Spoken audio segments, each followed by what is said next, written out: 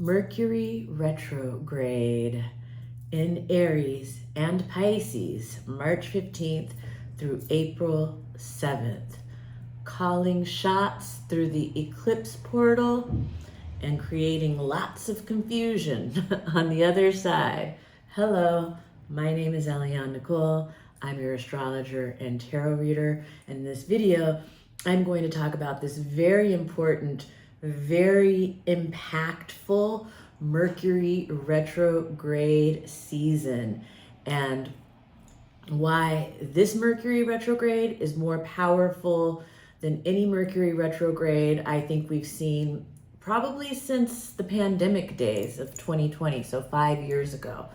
But before I get into the translation, I just want to say, if you're watching this on Instagram, I'm only going to post the first 3 minutes here. Please make sure you are following me on Instagram at astrology.tarot.Eliane Nicole. I will post a link in the bio there to get to my YouTube channel, which is called Eliane Nicole, where you can watch this video about Mercury retrograde in Aries and Pisces, March 15th through April 7th, in its entirety. If you're watching this on YouTube, please make sure that you subscribe to my channel. Please hit the notification bell so you're notified every time I post a new video. Please like, please comment, please share. It helps me in the algorithm and to grow my channel and my community and my business, and it puts me in a position to continue to give these free astrological offerings. If you're watching this on Instagram, I think I mentioned the name of my YouTube channel is Eliane Nicole, and there's a link in the bio to find me there. And now, without further ado, I want to start talking about this very important Mercury retrograde. It's happening at I think 2:46 a.m. on the East Coast, March 15th, and 11:46 p.m. on the West Coast, March 14th. So it's on that 14th, 15th moment that it's happening. But that doesn't really matter. What really matters is that there are two distinct phases of this Mercury retrograde. That this Mercury retrograde has more power than most because he also happens to be the ruler of the eclipse that happened the night before. And so, and then timing wise, the first part of his retrograde, he's in Aries through the entire eclipse portal. Eclipse portals are very important pockets of time that are like no other, and so I'm going to talk about all of that in the video. I want to talk a little bit about how it's going to affect us personally, some ways that it may affect us personally, and some ways that it'll affect us more on a collective level. And please understand that these are always broad strokes in these videos, because there are a multitude of ways that these archetypes can express, but I give you some examples so that you can kind of extrapolate from there and look at where in your life these themes are picking up, because it's going to be different places for different people depending on your own personal astrological coding. For instance, if you are Gemini sun, moon, or rising, or Virgo sun, moon, or rising, Mercury retrogrades in general are always going to be very pronounced for you because you are most likely a Mercury ruled person. And if you're not Mercury ruled, Mercury is up there in the ranks, definitely just by virtue of him being the host of your sun, moon, rising, or even midheaven. So this retrograde will be very important to, obviously very personal for Gemini or Virgo. But because it's in Aries and then in Pisces, it's also going to be very important and personal for Aries and Pisces, especially people who have planets in the first 10 degrees of Aries or the last 5 degrees of Pisces, or the opposing planets, the opposing signs. So it's also going to be very personal for Virgo and Libra, the first 10 degrees of Libra and the last 5 degrees of Virgo. So you see how this Mercury retrograde is really, and it happens to be ruled in the beginning by Cancer Mars in Cancer, and then in the second half by Jupiter in Gemini. So it's even bringing in those signs. So it feels like everyone, almost everybody in some way, shape, or form will be personally affected by this Virgo lunar eclipse and the Mercury retrograde that happens the day after, leading us through the entire eclipse portal until the Aries lunar eclipse of March 29th. And if this just sounds like a bunch of jargon to you and you don't get what I'm talking about, keep watching, because I'm going to break it down. And even if you don't understand all the astrological terminology that I'm using, you can just kind of ignore that and wait until I get to the interpretation, and you can still just get as much out of this video. But I use the terminology because I know a lot of people who watch already have an understanding of their chart and the language of astrology. Some people are students, and if you're brand new to it and you have no idea, don't worry if you don't understand the terminology. Hang in there, because you will soon if you keep watching. And even if you don't, just listen for the interpretation. Anyway, okay, I think I said that twice in a row unnecessarily. But yeah, so this Mercury retrograde in Aries, then in Pisces. Okay, I kind of talked about who it might be personal for. I want to say that all of the general Mercury retrograde things will ring true, just miscommunications, misunderstandings, packages being lost, losing the keys, losing the phone, technological breakdowns with the computer or phones or communication systems of any kind. Sometimes it's like, just, you guys already know all the regular Mercury retrograde stuff. Mercury goes retrograde 3 or 4 times a year. And it's the planet that rules, communications and how we think and how we speak and how we write. And so Mercury going retrograde is really very much a natural part of the ebb and flow of like our communication style and the way that we need to, I guess, express ourselves and then reflect, and then express and reflect, and that natural back and forth that has to go on. And so Mercury going retrograde 3 or 4 times a year just reflects that. And so it's not really like, some big watershed astrological event. Like sometimes you'll see astrologers on social media acting like it is. And fair enough, I guess, because if you make an exciting and sensationalistic headline, it'll move you up in the algorithm and more people will pay attention and whatever. So no judgment here. But I'm just saying, Mercury retrograde is a pretty run-of-the-mill transit most of the time. But not all Mercury retrogrades are created equal, and not everyone is going to relate to every Mercury retrograde the same, because every time Mercury goes retrograde, it's in a different sign, and it's in a different element. That means in our personal charts, that means in general, it's kind of covering different themes, and then our personal charts, it's like in completely different areas of our life each time. And then depending on our own astrology, it may or may not be aspecting our personal planets. And so you might notice that there are some Mercury retrogrades where you're just like, oh my God, this one is so strong. And there's some where you're like, I didn't even notice that at all.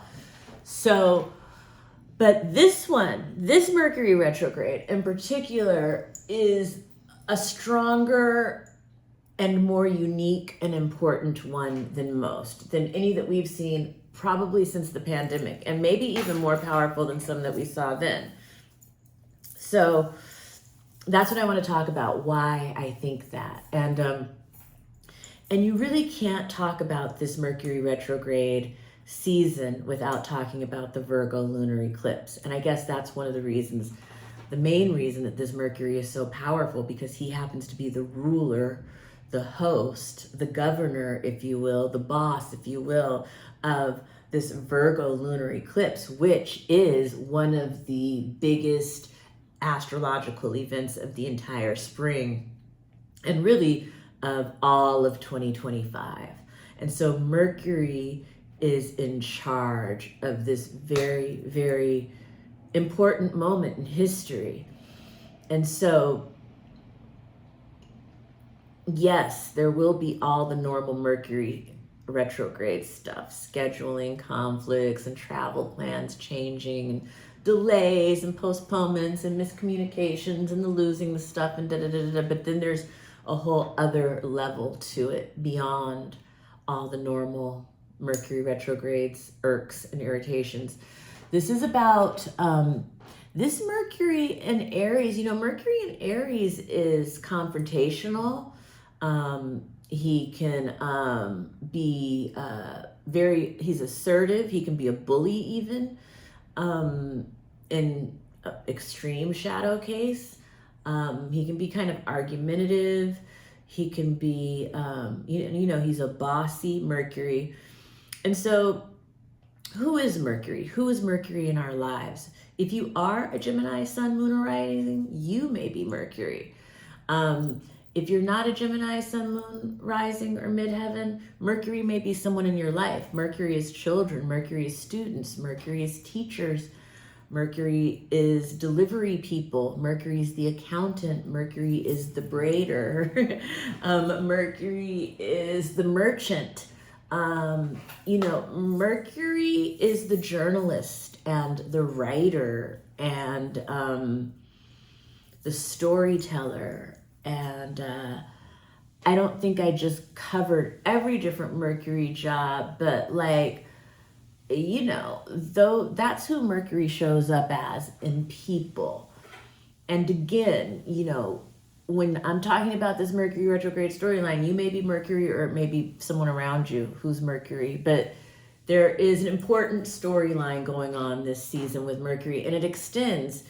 It's interesting because it has the more immediate kind of until the end of April, more condensed situation that's happening, and then there's a more extended 2-year storyline that this Mercury in retrograde is calling out. So he's announcing a couple of things to us in our lives. He's announcing things that are immediate concerns that we're going to be dealing with over in a very kind of focused way over the next March and April. But then he's also announcing to us a new chapter that's beginning in our life that's going to be a 2-year storyline.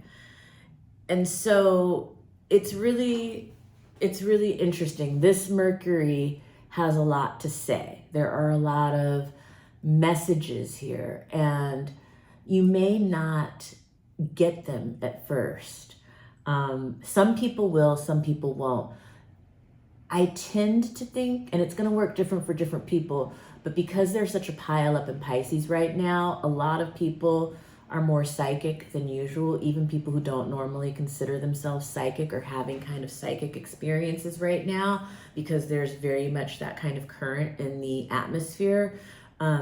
We've got Neptune, Saturn, the Sun, the North Node. Am I leaving something out? I feel like there's one more, all in Pisces. And so that is just creating a lot of psychic energy. The veil between the worlds is very porous between, the other side and the spirits and the guides and the ancestors, and then the 3-dimensional reality. Those boundaries are very porous right now. So a lot of people are having very, very vivid dreams right now. A lot of people are having psychic experiences. They're getting messages from ancestors or spirit guides. People are having very religious experiences, very spiritual experiences, letting them know that they're, within divine timing or within divine protection. And this is happening across the board, even with people who aren't usually talking about that kind of stuff or into that kind of stuff. And that's all the Pisces energy that's in the sky. So this is, this Mercury retrograde, again, it starts in Aries and then it goes to Pisces. Two completely, extreme energetic shifts for Mercury. So that means extreme energetic shifts between what we're thinking about, how we're thinking, how we're speaking, the topics that we're talking about, like, you know. So during the first part of the Mercury retrograde, during the eclipse portal, Mercury retrograde in Aries feels like somebody, that there may be a sense of urgency to get something done. And Mercury in retrograde, in Aries, he may be rushing, trying to get something done by a certain date. And I think it's because when I look at, Mercury going back over those 10 Aries to 0 Aries, it looks like he's rushing to get something done in that area of his life before Neptune and Saturn step in at 0 degrees Aries, which is one of the hugest transits of the entire decade that's coming up. Another video for another time. Stay tuned, because it's a continuation to this story, but it's more important for us to stay here focused on this story so we can understand this piece before moving on to what's coming. But Mercury is in a rush. So it may be you, it may be someone in your life where it may be there's this sense of urgency that is happening. Someone is rushing to do something. I was just telling a friend of mine the other day that rushing is a form of anger. And I don't remember where I picked that up. I think from, maybe some therapist or who knows at some point. But, and it's a situation that we put ourselves in subconsciously. No one is planning to be rushing usually. But when you find yourself rushing all of the time, there's something deeper that's going on there, that if you take a step back and peel back the layers of why you're putting yourself in that situation, and once you realize that it's a form of anger, it kind of changes the whole perspective on that. So, and it could be that somebody is rushing you to do something. And I would just say that because of the alignments in the sky, it just seems like it's a false sense of urgency. But nevertheless, it's there. And, those who have astrology will know that it's a false sense of urgency. Those who don't have astrology may get, bossed around, bullied, pushed into whatever this urgent situation is that Mercury in Aries is carrying. And I think on March 15th, the Ides of March, by the way, which is so interesting because in the play Julius Caesar, Shakespeare's play, Beware the Ides of March, the Ides have to do with the full moon. And the full moon was March 14th. As I record this video, it's early, I think March 15th that I'm recording this video, early in the day, before I believe that the moon stations. Before Mercury stations. Yeah, Mercury stations at 11:46 p.m. this evening at 9 degrees 35 Mercury. So that's 11:46 p.m. Los Angeles, California, where I am. In New York, it's going to be 2:46 a.m. March 15th. So I'm recording this early in the day on March 14th. And we just had the eclipse, and this Mercury that's stationing retrograde is the ruler of the eclipse. So I feel like as Mercury stations on March 15th, there's a call to action. Mercury is like shouting something like with a megaphone. Mercury is making a bold statement on the 15th. He is, shouting something from the rooftops. It feels like a call to action. And because it's in Aries, it can be a revolutionary call to action, a military call to action, a police call to action, a first responder call to action. It can be like an athletic call to action, a competition call to action. It can be a dare, because like Aries rules the daredevil, but there's definitely like a statement, like Mercury in Aries has something to say. And during a retrograde season, when a planet is stationing, that's always when it's the most emphatic. So the two most emphatic days of this Mercury retrograde will be March 15th when he stations to go retrograde in Aries, and then April 7th when he stations to go direct in Pisces at 26 degrees Pisces. And two very distinctly different vibes, because the Aries and the Pisces energy are so different. That's what's also really interesting and unique about this Mercury retrograde. There's many things that are interesting and unique about this Mercury retrograde. It's not an everyday Mercury retrograde. It's an important Mercury retrograde. And, but one of the things is that, gosh, I just lost my train of thought because there's so much that I want to say about this and I don't want this video to be too long. It's already 20 minutes, but there's so much interesting stuff about this Mercury to me. And we're going to see it unfold over these next couple of weeks. I mean, the last 2 weeks of March are some of the most wild and intense astrology of 2025. It seems like that Pisces energy is like a whirlpool, and then, you know, the Aries energy is fiery. So it's like a lava whirlpool or like a pot of boiling water almost in some ways. But it's also like, you know, there's the water fire aspect of Pisces and Aries. And yes, that's what's important. Mercury is inviting us to think about the relationship between Aries and Pisces.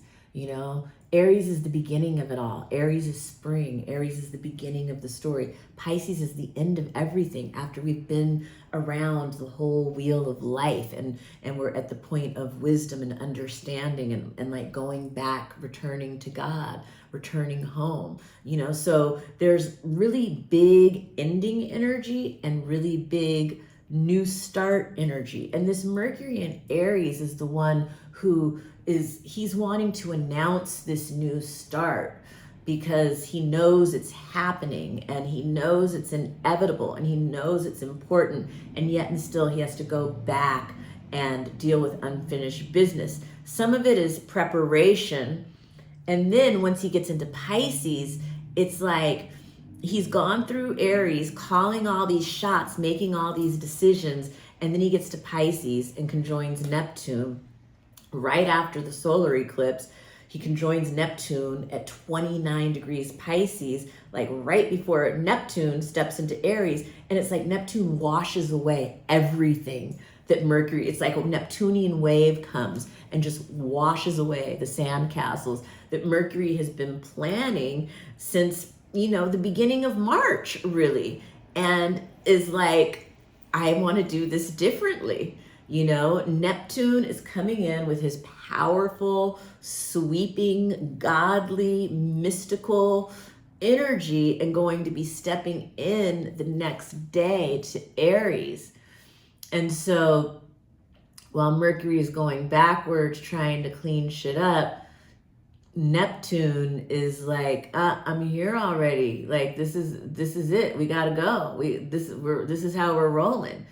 And then Aries goes back into Pisces, and it's, you know, it's almost like, I mean, Mercury goes back into Pisces, and then when Mercury gets to Pisces, Mercury in Pisces that's a drunk Mercury. It's an intoxicated Mercury. It's a debilitated Mercury. He's, you know, he's daydreaming, he's lost, he's confused, he's vague, he's not clear on any of the details. You know, it's a very creative Mercury. It's a great Mercury for poetry and composing music and anything to do with images like filmmaking and photography and painting. It's very spiritually devoted, so it's good for chanting or meditation and prayer. But it's not a Mercury that's good with details, and it's not a Mercury that's good with accountability, and it's not a Mercury, so it you know, so this Mercury is like kind of bringing together these two charts. These two houses in our charts, different for everybody. And if you want to know where it is in your chart, contact me for a reading. I would love to read for you. I read on Zoom, so I can read for people anywhere in the country, anywhere in the world.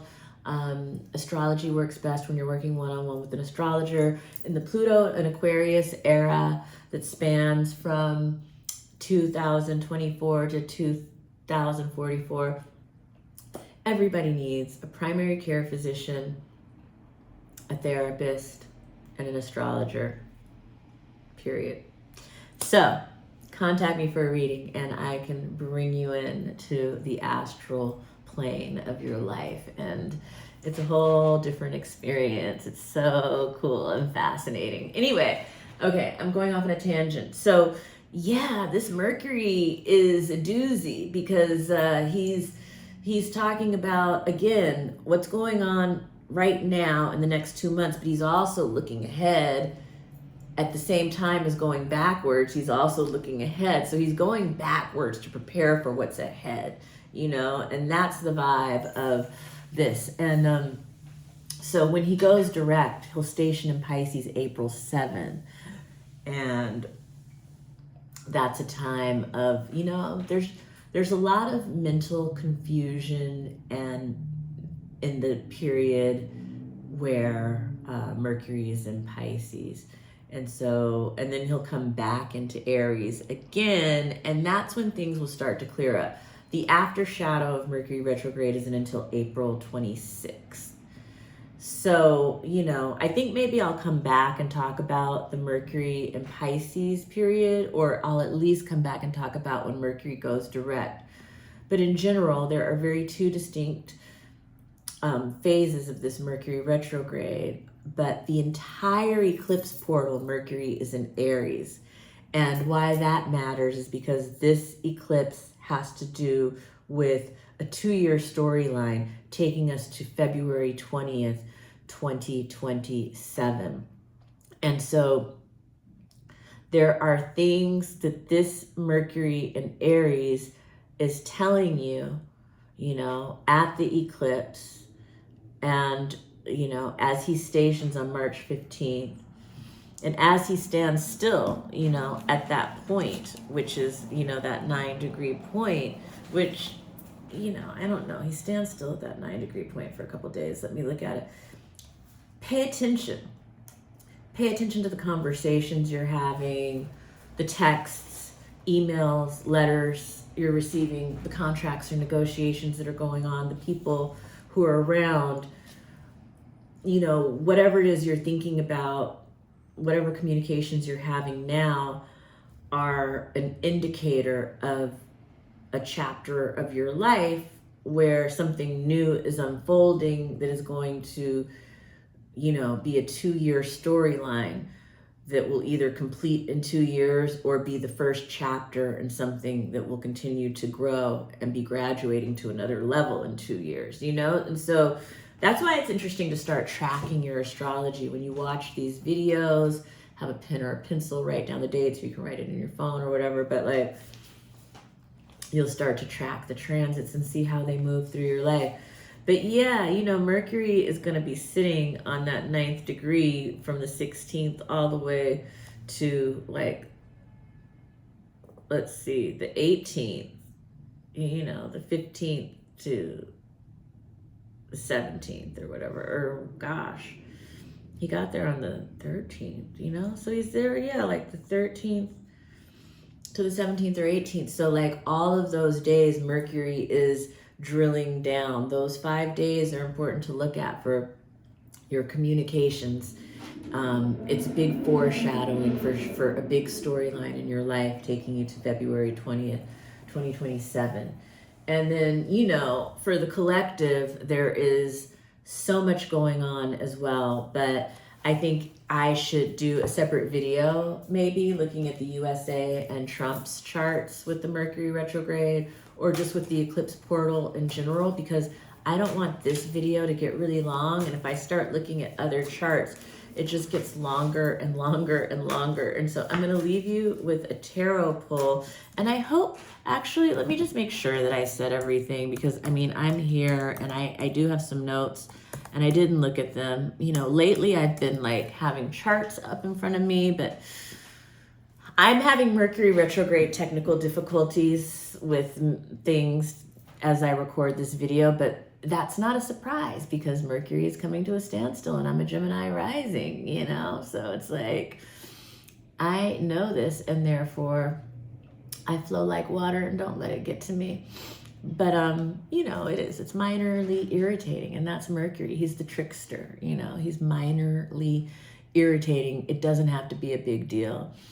Oh, I didn't even talk about, yeah, so I wanted to talk about how the Mercury retrograde and the Venus retrograde are so closely related because they're going over the same patch of real estate. Venus is the goddess of love and beauty. She is reevaluating relationships. She's re-examining her values.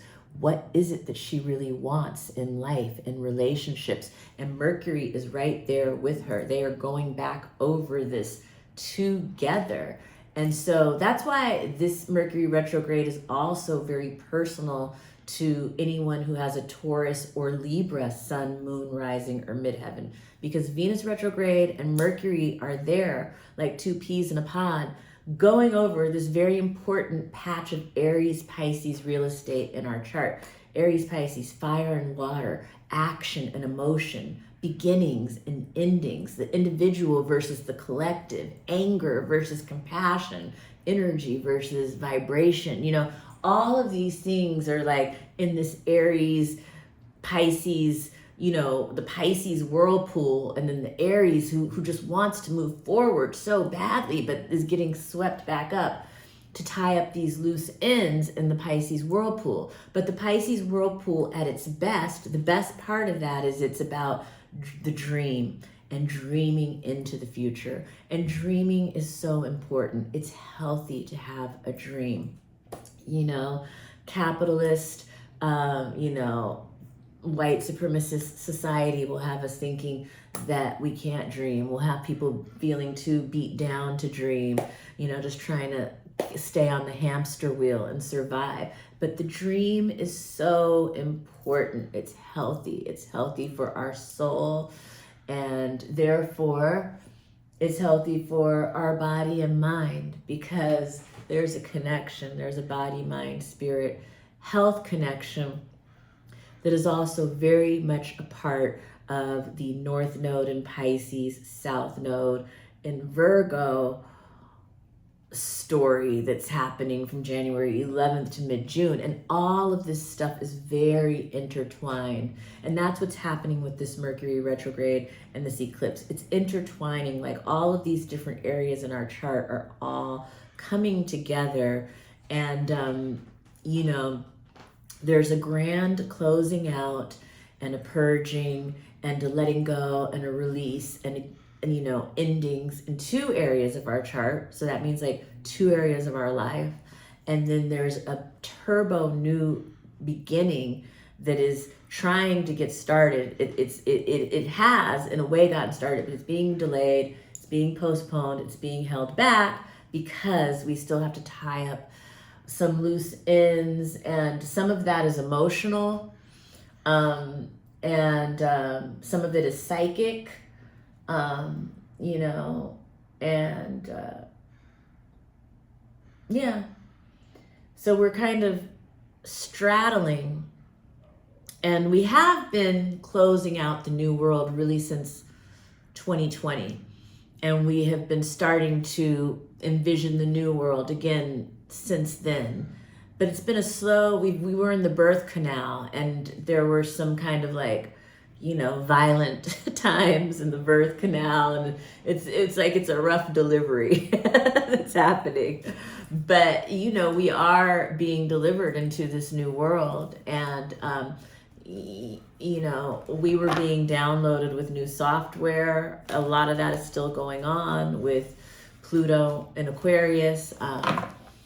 And that's particularly what I look at when I see Mercury and Aries in a sextile to Pluto and Aquarius. There's an opportunity with an open mind, beginner's mind, Mercury and Aries. That's one of the things I love about Mercury and Aries is beginner's mind. Beginner's mind is so powerful. Sextile Pluto and Aquarius, 3 degrees. What day is that? That is happening March 25th. I love that because this is the first time Mercury and Pluto are coming together in this sextile, but it's going to be happening every year that Mercury is in Aries through the next 20 years. But this is our first time getting this flavor, and it's a sextile, so it's an infusion. it's a little boost, you know, and again, you have to recognize the blessing to receive it. It's like the transformation of consciousness, the revolution of consciousness that Mercury and Aries together with Pluto and Aquarius, that's what's kind of being stimulated. That's what's being inspired in that relationship. We're getting a boost of it because Mercury's just going to pass over Pluto in a couple days, but we'll get a little bit of that boost every year. And over time, the consciousness is changing to this more Aquarian consciousness. That's where the world is going towards. And we're kind of we're being downloaded with that new software. But yeah, and the Mercury Cazimi is March 24th, the day before Mercury sextile Pluto. So Mercury's kind of in the sextile to Pluto during the Cazimi. So yeah, there's an aha moment. There's, I think, a revelation, you know, and you might just know the way forward, have more clarity about the way forward, and you might be opening your mind. You might be expanding your consciousness in some area of your life, you know, welcoming in an expanded consciousness of love, you know, and I don't know, there's so much about 0 degrees Aries and 29 degrees Pisces. These are such important points. 29 degrees Pisces is the last degree of the entire zodiac. 0 degrees Aries is the first degree of the entire zodiac. The finale, the end of the story, and the intro, the beginning of the story, the alpha and the omega. Like, this is it, you know? And so the fact that Mercury is going back and forth over those 2 degrees, Venus is going back and forth over those 2 degrees, you know, Neptune will be going back and forth over those 2 degrees, and then Saturn back and forth over those 2 degrees. These degrees are so important for us right now.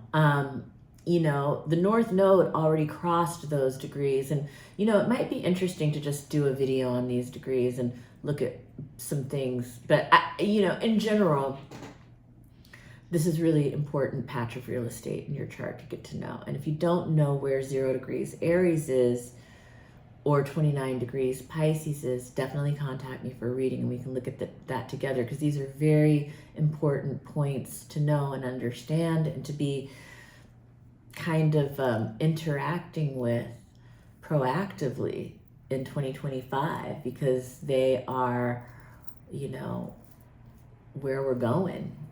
And I don't know, I just lost my train of thought looking at my necklace in the camera. I'm so mercurial, and I'm so Mercury in Mercury retrograde head right now as I try to record this video. I should have done it sooner, but shoulda, woulda, coulda. Anyway, what else did I want to say? Yeah, so as soon as Mercury gets into Pisces, it conjuncts Neptune. So it does feel like Neptune washes away all the plans, all the scheduling, all the directives that Aries gave while he was in the eclipse portal. And Mercury in Aries is going through the eclipse portal, calling shots, like bossing people around, like making decisions, and it's all gonna get washed away when he conjoins Neptune. But then he'll be coming back around, and, you know, I don't know, I'll do another video closer to that. I think I've said a lot of important things that I wanted to say in this video. In general, I think that as Mercury is retrograde, March 15th to April 7th, you can expect a lot of complications in communications, some messiness, some confusion, changes in travel plans, changes in scheduling, delays, postponements, packages being lost or late, you know, and just some details getting lost in the shuffle. There will be some straight up lying and deception going on as well. You know, there will be, a lot of things that are obscured from view that we can't see. So I don't think it's necessarily the best time to make any final decisions. It's not the best time to sign any contracts. It's not the best time to make any sweeping proclamations that you can't go back on. You know, I wouldn't, do anything like that. I would wait. It doesn't mean that you never can say the thing that you want to say, but because Mercury is retrograde, and Mercury retrograde in Aries is hot-tempered, hot-headed, and speaks without thinking. So a lot of people are going to be putting their foot in their mouth. A lot of people are going to be burning bridges with something that they say. Mercury in Aries scorches. And so it's best to be aware, if we can, while Mercury is in Aries, to be very careful with what we say, because we don't want to be in that position where we burn bridges with our words. Or there will be, it's like people are popping out at the mouth. Mercury's in Aries, it's fighting words, it's confrontational, it's hot-headed, all of that.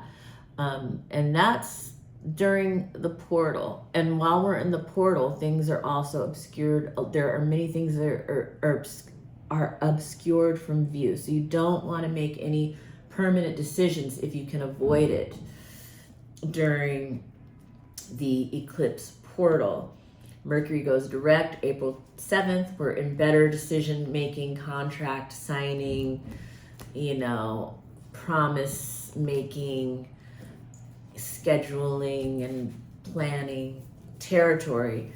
But ideally, April 26th is when Mercury is out of shadow and we are really, thinking more clearly and really able to see everything in the environment in a clearer way, where our decisions are more informed and reliable and may have more staying power over time.